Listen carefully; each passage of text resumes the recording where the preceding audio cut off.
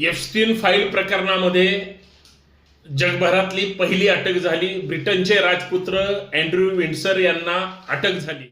वयाच्या 66व्या वर्षी अटक झाली. म्हणजे मोठी लोक सुद्धा, बिल क्लिंटन असेल किंवा बिल गेट्स असतील, डोनाल्ड ट्रम्प असतील किंवा आमच्या भारतातून जे प्रतिनिधित्व करतात ते सुद्धा असतील, पण एक गोष्ट लक्षात ठेवा, एप्स्टीन फाईल प्रकरणामध्ये माझं वैयक्तिक असं मत आहे, शेवटची अटक कोणाची होईल माहितीये का?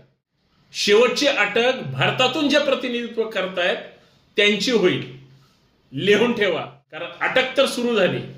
एप्स्टीन फाईलचे पानं आता दररोज उघडले जातील आणि नवीन कारनामे समोर येतील आणि कुणाकुणाचे वाईट धंदे आहेत ते सुद्धा स्पष्ट होईल.